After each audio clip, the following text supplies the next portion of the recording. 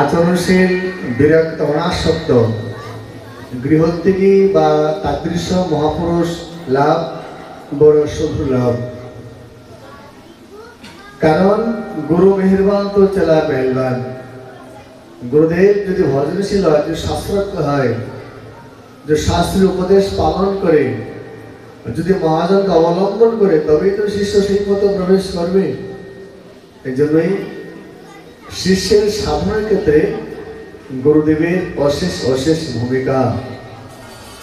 এই জন্যই একজন শিষ্যের ক্ষেত্রে উপযুক্ত গুরুদেব, তিনি গৃহস্থ বা বিরক্ত হোক, কিন্তু ভজনশীল গুরুদেব পাওয়া বড় দুর্লভ।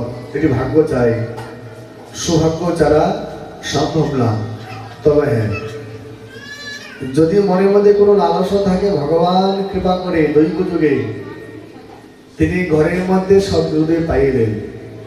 বলে শ্রী সদ্গুরুদেব ভগবানকে, শ্রী সদ্গুরুদেব ভগবানকে, সদ্গুরুদেব ভগবানকে।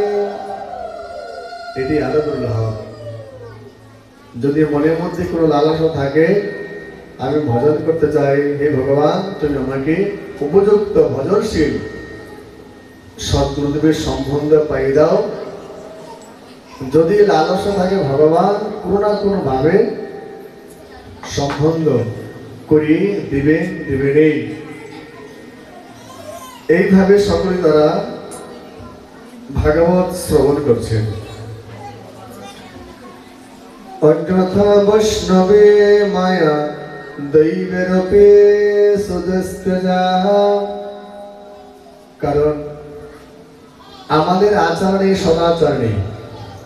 এই যে আমরা এত দেবতার পূজা করি, বলতে পারবেন কেন দেবতার ফল হয় না, আমাদের বৃষ্টি পড়ে না?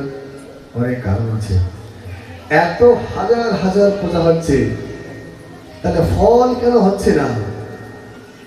এই যে হচ্ছে না, আমরা অসদাচারী, আমাদের সদাচার নেই।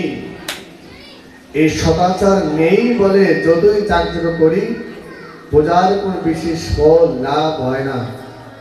বলে সদাচার তো জানি না। বলে জানাবো কে? বলে সদ্গুরুদেব। সদাচার জানাবে সদ্গুরুদেব। তো যাদের তাদৃশ্য সদ্গুরুদেবের সঙ্গে সম্বন্ধ হয়নি, তো তারা জানবেন কি করে? আর যখন অজানা, তার সঠিক পূজা পালন হবে কি করে? সঠিক সাধন ভজন হবে কি করে? এই জন্য সাধন ভজনের ক্ষেত্রে, শিষ্যের ক্ষেত্রে একজন সদ্গুরুদেব বড় সুদুর্লভ। আর যারা ভাগ্যবান, তাদের ক্ষেত্রে ঈশ্বর কৃপায় সুলভ হয়। অন্যথা বৈষ্ণবী মায়া দেবী অপি সুদস্তেজা। ভজলি ভজন নহে, গুরু কৃপাই ভজনের মূল। কারণ বলছেন, সমস্ত শাস্ত্রের কথা বলছেন, যতদিন এই গুরু তত্ত্ব